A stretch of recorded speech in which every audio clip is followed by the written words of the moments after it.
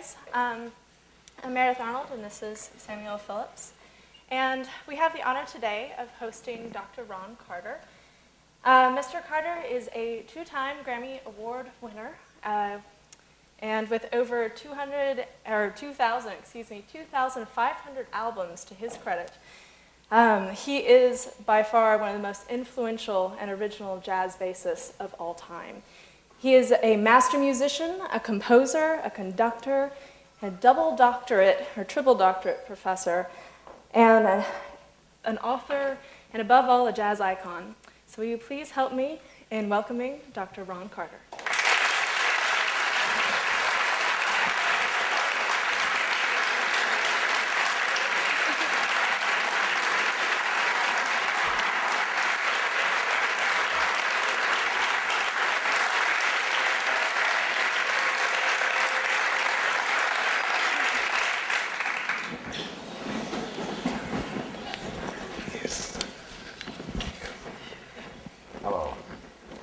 Well, welcome.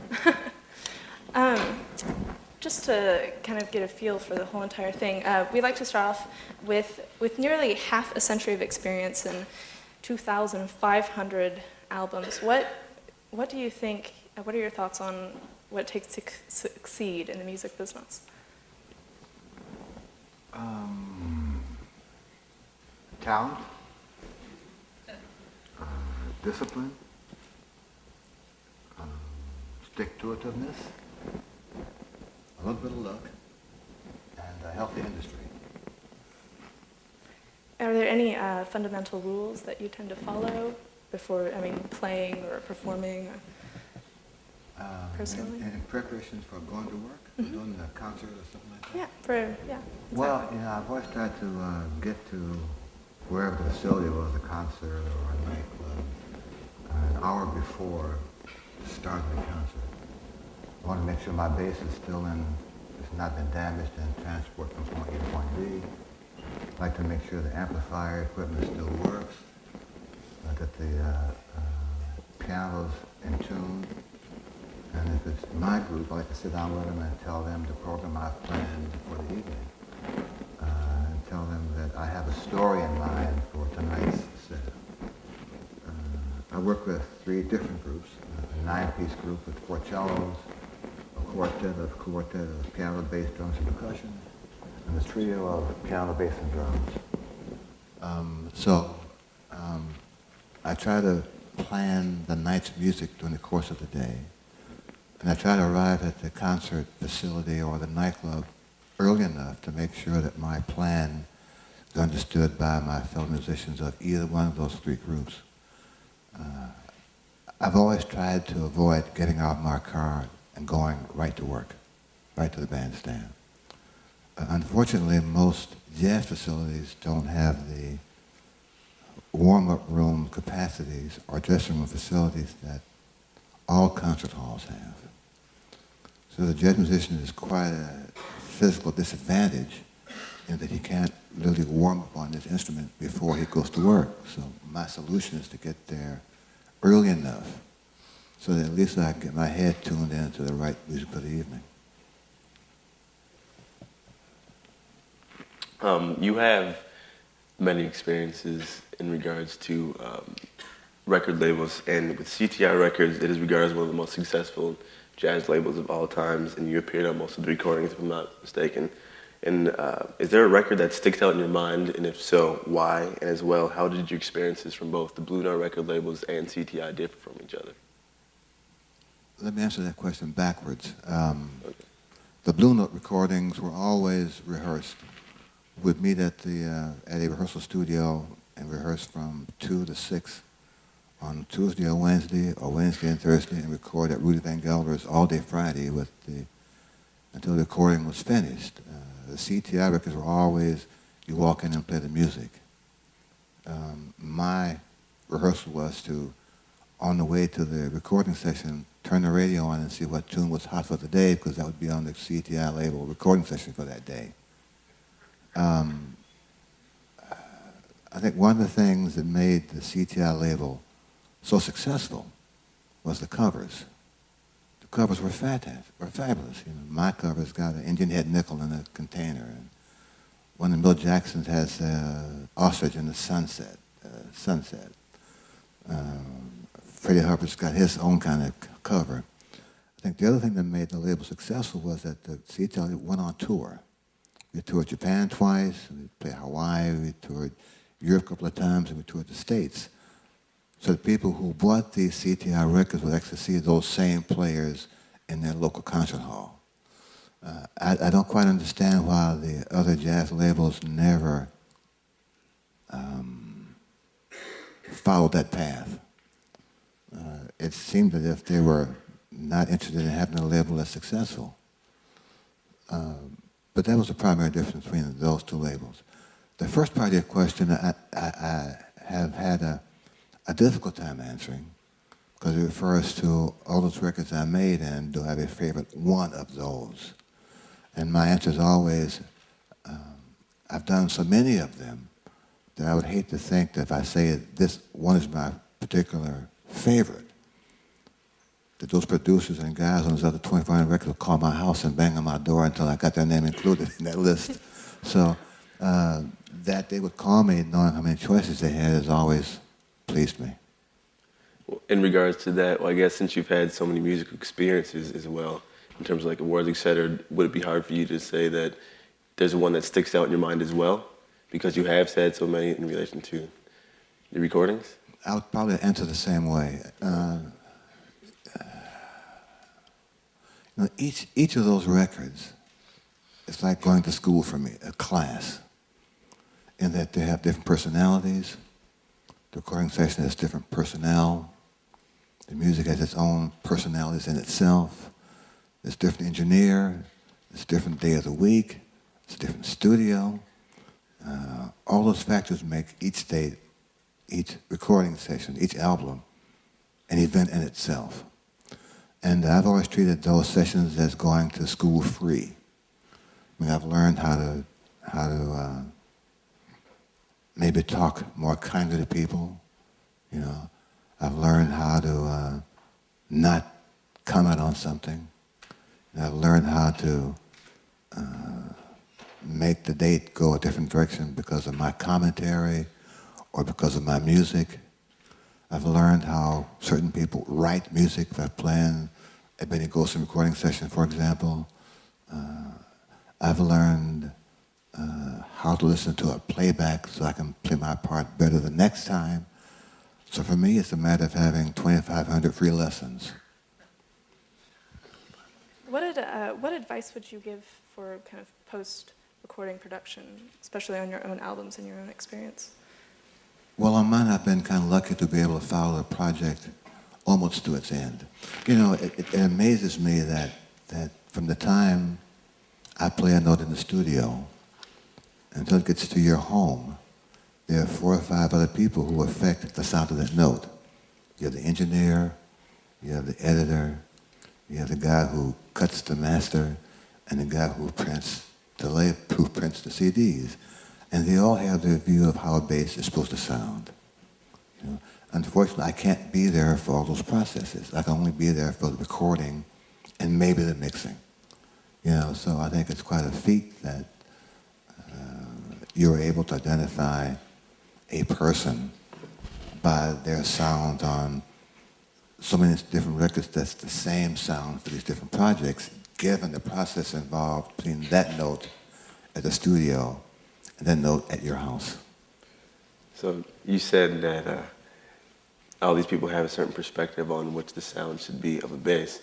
So you are known for having a remarkable tone in terms of like longevity, et cetera, in terms of tone production.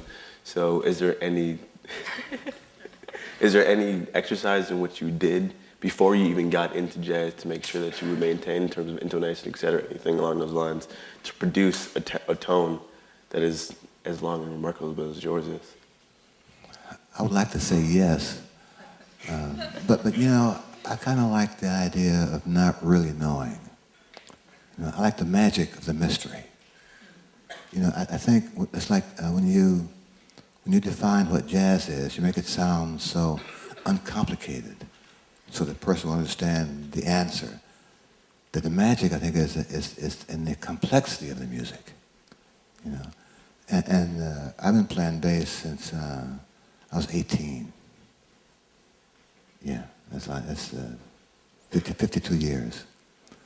And I think I decided a long time ago that it's possible to take this instrument and make a sound that I could be held responsible for each time I play this note.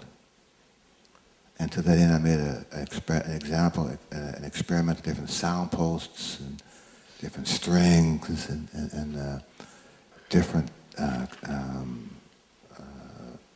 pressure between the right and left hand, and many hours of practice, you know. And I think the key, would be with not being satisfied for a sound that's almost good. You know, if it's not good, then it's not good. It's not almost, you know. It's a lot of work. And again, I'm pleased that the initial sound of the studio was enough there that they got the most of it when it got to your house. All of the reasons that you listed and all the answers that you listed, it says that you try and weave in certain licks in your music to make a listener's ears perk up. And would you try, and when you play, would you like to make a personal connection with the listener, or is it you're more of a personal connection to the music? Because if you are looking forward to them listening and their ears perking up, then I'm not too sure. Well, you know, let me go back to your fifth word, which is licks. I try to not have people think of what I do as that, you know. I think every jazz player has something that they can use to trigger off a whole new string of ideas. Now, I think we all have these small seeds that we have stumbled on in our career, and we're comfortable enough to draw on one of these seeds, hoping that it will throw us to a different kind of tree. And while we all have them, I think we try to kind of disguise them so that people don't say, well, here comes this particular trick again, or this particular variation on that theme. So when I do these things you refer to as riffs or licks, my intent is to make the music go from here to here. And if the audience or listener is able to catch that shift, that's okay. If they don't catch it, I don't care, as long as they get here. And I'm responsible for that. How has classical music influenced, I guess, your entire musical experience, and especially relating to your jazz career as a bassist? Well, I think one of the things that most jazz players took from their classical experience was how to practice. I think all the jazz players who studied classically knew they had to prepare a lesson every week with a certain number of pages and measures and a certain amount of time, 1 week, from Monday to the following Monday to do page 14 and 15 okay. And they knew that if they didn't prepare, they'd be paying the price of doing it again the next week or whatever. That discipline, I think, and learning how to practice has helped me when I have had not that amount of time to practice. You know, when I was probably younger than you, I was practicing 6-7 hours a day as a classical player because I had the time. You know, now that I've gotten 50 years older than you, and I'm pretty busy, I don't have that kind of hours left to practice. So I've learned how to use some of those practice techniques to cram a 6-hour time period into 2 hours a week and be pretty good at it. As far as the bass technical improvements, I think those improvements are coming by way of inventors of the pickups, the built-in microphones and amplifiers. And as they get better, and as the choices you have of whether you want an open-air mic attached to the side of the bass, or a pickup built into the bridge, or a pickup under the bridge, those improvements are kind of out of my hand. what I've tried to do is find the one that I found would affect the bass less given this device on the instrument. And right now I use a data gauge realist for playing concerts live, and I have a current pickup that I had built into the sound post for recordings. How did you bring the bass out of the rhythm section and make it a lead instrument, especially with the current bands that you are the leader of? Well, I think every bass player wants to be a band leader after a while. They get tired of taking instructions from that guy up there, you know. And when I got to that stage with some real serious thought, I thought that, hey, I can do that, you know. I mean, he doesn't know any more than I do. He doesn't know any more tunes, you know. I think what I've been a part of is to be able to give bass players another vision that they too can be a band leader. I work with 3 different size groups, actually 4. Jim Hall and I do a duo, and have a trio with Russell Malone and Mulgrew Miller, guitar and bass respectively, and have a quartet of piano, bass, drums, percussion, and a 9-piece band. What I've tried to do for me, and if the bass players can share this, they're more than welcome to it, that you have to present a credible image as a band leader. You know, you're as responsible as those people who are other band leaders. You got to know the songs, you got to know some harmony, you got to know some theory, you have to have a talent on the bass, you have to know how to talk to people, you have to know how to say no, you know, you have to know how to write the checks. All these things are part of being a band leader. And bass players who are not experienced in doing any of these things, their path to being a leader would be a lot more difficult than mine was. I know you just mentioned what's important to really look for in a band leader. What is important to look for in the rest of your band as a drummer, for instance? Well, you know, one of the things I learned up to this point as of 5:30 Monday is that how the drummer tunes the drums. And I kind of insist that the drummer in my band play a piccolo snare, which is about this thick, because it's a really bright and crisp sound that's out of the range of the bass. That he retuned his bass drum so it doesn't clash with my open A and open E. And that when he plays a drum solo, it should be no louder than when he's playing with a band. I'm assuming he reads music and he understands song form. And that he doesn't become intimidated by what I play. I was reading that you played electric bass for a short period of time in the early 60s. And I'm just curious as to why you decided to focus mainly strictly on acoustical bass, and you never went back again. Because it said you never went back. It could be wrong, so mistake me, but why don't you ever go back? Well, you know, at the time, it was called Fender, the brand name actually at the time, came on the scene. It wasn't doing much in the commercial, or certainly none in the jazz field. And then Monk Montgomery, Wes's brother, began to play with Lionel Hampton's band and made it do what other electric bass players hadn't done other than the rock and roll bass players, you know, 1-4-5-1. When that instrument got to New York finally, the producers of commercials didn't know if they wanted the electric bass sound or the acoustic bass sound.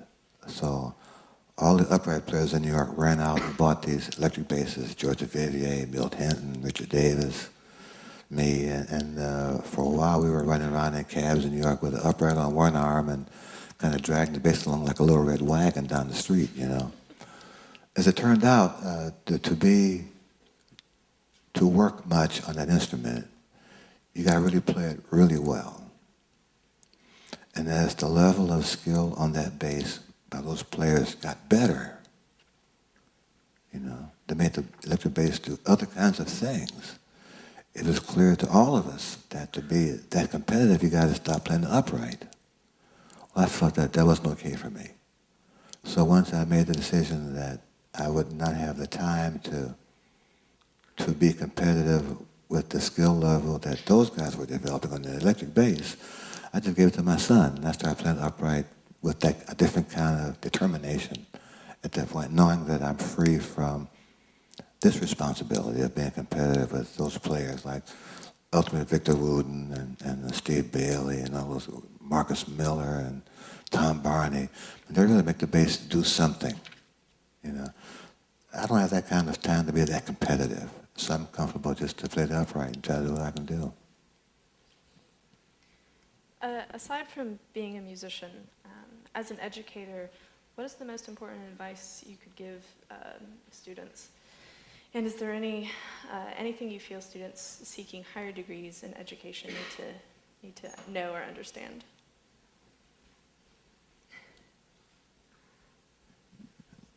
There's about 5 questions. I'm trying to answer them in my head. One of the age-old questions that we hear is that, can you teach jazz in school? Which is part of this question. And my answer to that is, yes, you can teach it, but you can't raise their talent level. You can show them the tools it takes to improvise or to voice a chord in a certain fashion when you hear this kind of beat or when they hear this rhythm, but you can't make them find their own rhythm, you know. So you can teach the skills to play jazz, but you can't teach them to play the music. What I tell the students who I see for these many years who are looking to be famous, I guess is a good word, or, you know, I tell them, you know, you can play music in a lot of fashions other than the local nightclub. You can be a teacher. You can be a repairman. You know, you can have a music store. You can be a good composer. You can be an arranger. You can be a librarian. So don't think that your career, as you study to be a jazz player, will be a failure if you don't get a chance to play with me. That's okay. Do something else that makes you necessary in my life. What has been one of the most influential musical experiences that I guess stands out in your mind as far as performing goes? And I kind of preface this with knowledge of, in May you celebrated your 70th birthday at Carnegie Hall. What was... 70? Oh, sorry. 69? 68? Again, this is one of those questions where I'm kind of afraid to answer for fear that all those gigs that I played on, those guys will get mad at me. But I think a highlight, if I can just pick one, would have been playing at Carnegie Hall on June 27, which was part of the JVC annual Jazz Festival series in New York that covers 10 days and is strung out through all these venues in New York. The title of the program, again, is for me pretty embarrassing. It's called The Master at 70. And I had 4 groups. The first band was Russell Malone and Milgram Miller with a trio. The second group was Jim Hall and myself. Then we had intermission. And the third group was Jack DeJohnette, Wayne Short, and Herbie Hancock. And the fourth group was my quartet of Stephen Scott, Peyton Crossley, and Rolando Morales.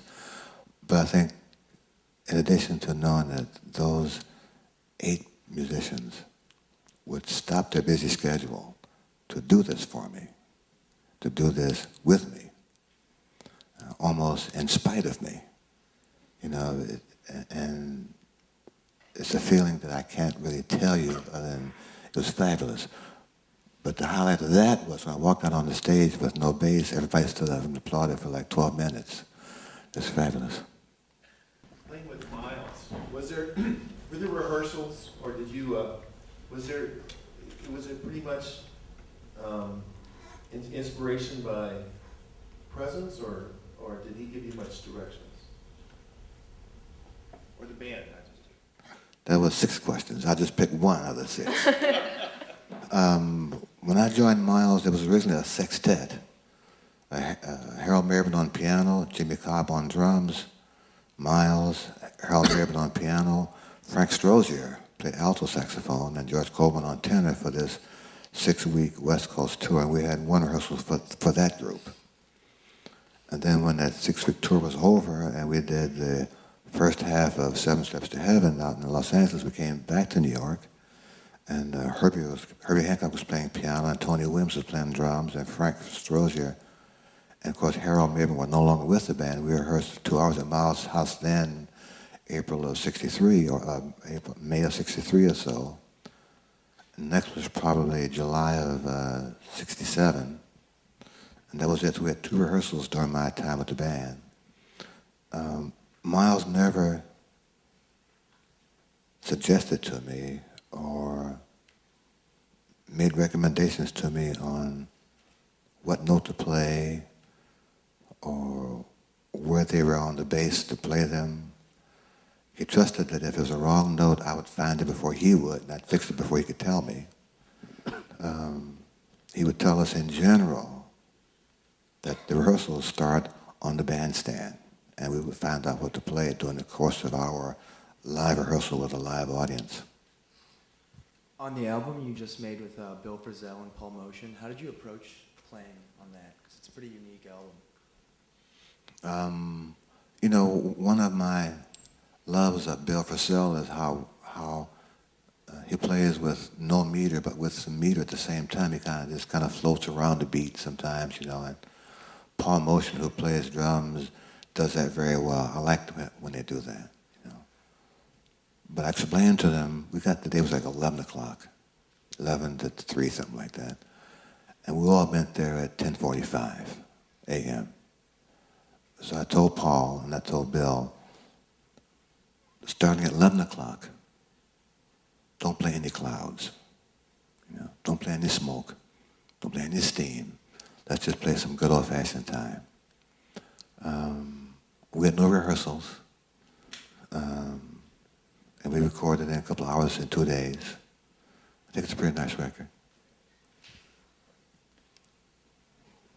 We're working in New York at the Blue Note, December 9 through 14, by the way. Yeah. In your first answer, what it takes for a musician to survive in the industry now, you said it takes a healthy industry. What do you mean by a healthy industry, and is the industry right now healthy? The industry is not healthy right now. It's not healthy in terms of media exposure, either radio, TV, and newspapers. It's not healthy exposure in the movies. It's not healthy exposure in the terms of getting this music to people in the 3rd and 4th grades. It's not healthy because of the internet and the iPod and all the free music services that there are. It's not healthy because those services have caused record stores to close. Then, the industry was full of radio stations, for example. I mean, in New York, there were 3 stations who played jazz all the time. The station in Chicago just closed. It was a lifelong jazz station. The club in Chicago just closed. It's been floating around in Chicago for 25 years. The industry now is not as healthy as it was when I came up. When I was playing in the 60s, there were 20 jazz labels. 20. Now there's 1. Maybe 2 with Blue Note. There's Milestone with Sonny Rollins, who now is doing his own label. And the Blue Note that has me and Terrence and Wenton. But the others don't exist anymore. So that's what I mean by a healthy and non-healthy jazz environment. Despite that lack of health in the industry, players are determined to play it some kind of way, and there's an audience who's willing to try to listen to it. And I get amazed each summer when these festivals in the Caribbean especially have these jazz festivals, and the only jazz band on there is in their dressing room. I mean, you go to these festivals, you see Gladys Knight, and you see the OJs and all these bands, man, and we wonder why jazz has got a strange sound to it, or people don't know what to identify with as the promoters. feel comfortable enough to use the name jazz in these clearly non-jazz festivals, and that doesn't help me get work. For always being such a figure that focused in jazz, how did you get involved with Tribe Called Quest for the collaboration you did with them? Well, the guy, Q-Tip, who's the band leader, who called me one day, and he said, "Mr. Carter," I said, "Yes." "This is Q-Tip." I said, "Okay." He said, "I have a band called Tribe Called Quest." I said, "Yeah." And he said, "And we're putting a record together next month, and I'd like you to be on this record with us, you know." I said, "Well, let me call you back." So I called my son, who was into that genre of music. I said, "Hey, Miles, I just got this call from this guy named Q-Tip. You know him?" He said, "Yeah." I said, "Well, what about him?" He told me. I said, "Really?" He said, "Yeah, and?" "Oh, okay." So I called him back. I said, "Q-Tip, this is Ron Carter, and I'm returning your call. My son tells me that you're the kind of musician in the band who thinks more musically than the other groups at that time. And he said that if he asks again, I should take the job. So if it's still available, we can talk about my terms." He said, "What are they?" I said, "Well, the language you use has to be the kind that I would approve of. And it's not what I want to hear. I will be under that exit sign before you can breathe. If there are any drugs, I don't do that. If anybody's juicing, I don't do that, you know." "Oh yeah, it's okay, man." I said, "Well, you know, do you want to hear this? Do you want to hear the music before we get there?" I said, No, surprise me. You know, I don't want to know what they are. I trust that they're musical, or you wouldn't call me to do this project with you. I do have those restrictions on you, and I can assure you that I don't mind leaving, you know, in a heartbeat. So, get to the studio, and rather than be in the studio, I'm in the control room, plugged into the control board in the studio, in the panel. And they're out there in the control room. So I'm in the recording room. So I'm in the control room wearing earphones, and they're out there in the studio doing the lyrics. And so I said, "Well, why don't you just read them down so I know what kind of tempo we have and what kind of if they rhyme. I don't know if they rhyme or not, man. You know." So I said, "Okay." So he went in there, we read it. So we did that was a run through. So we were there for about an hour and a half. And we did 3 or 4 versions of the tracks that they had. And I went home. And who would have thought it? People think that's the similar record of the 90s. I have a quick question. What are you hoping, sorry, what are you hoping to accomplish with the Monk Institute while you're here? I know that you have a masterclass on Friday. Well, you know, what I hope to do is to have these young people understand how serious I treat this music. And I hope that for the 5 days that they're under my thumb, that they'll become as serious and understanding of what it takes as I have been for all these many years. I'll try to show them things to hopefully help them be a better musician, things to show them some humanity of the music, you know, maybe help dispel some of the concepts they've heard of musicians. You know, we've gotten a terrible reputation through the years that's untrue and undeserved. And maybe if I spend enough time with them, I can be the first person they've had this kind of contact with who does not match the images portrayed by the newspapers and the magazines and the media, you know. Hopefully we'll even do things that have nothing to do with music, you know, so that their focus is not so myopic, you know, so it's more like this, that the more they can take in this vision, the more life experiences they can bring to this music, the more stories they can tell. And we'll see if they can handle it. I'm sorry, sir, this might seem like a little silly question, but for someone who's had such life experiences, what does jazz really mean to you?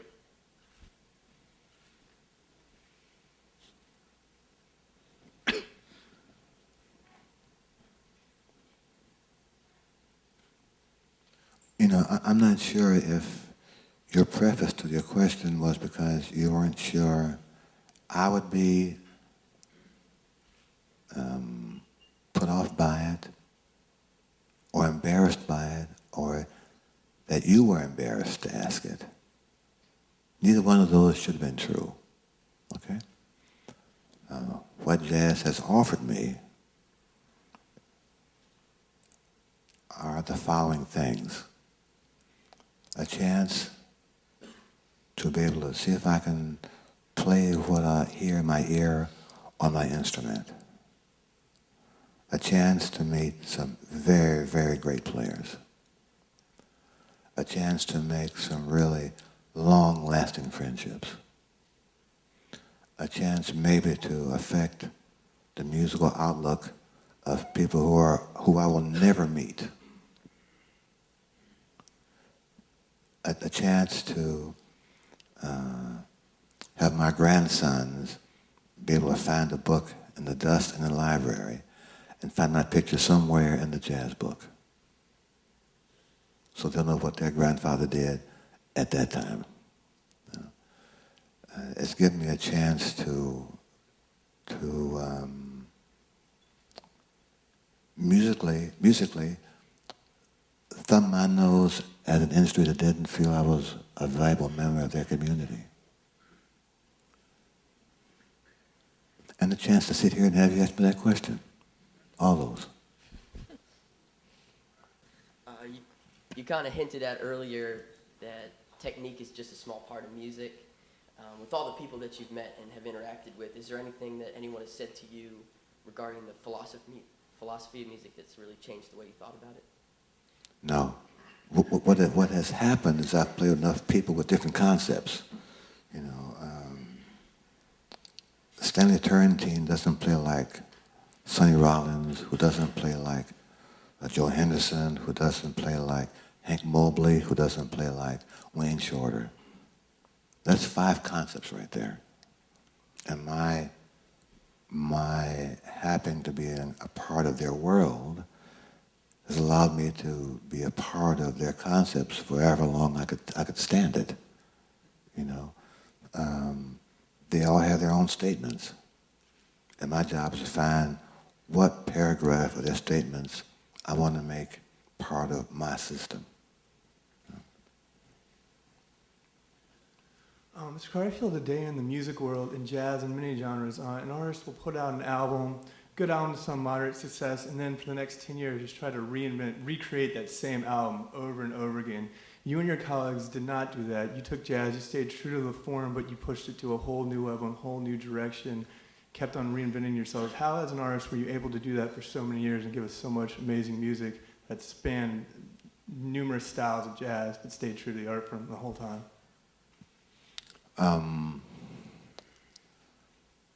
I think that's part of the magic I talked about not wanting to know the answer to. I think one short answer would be that I feel that Miles Band, for example, you're probably alluding to, was like a laboratory.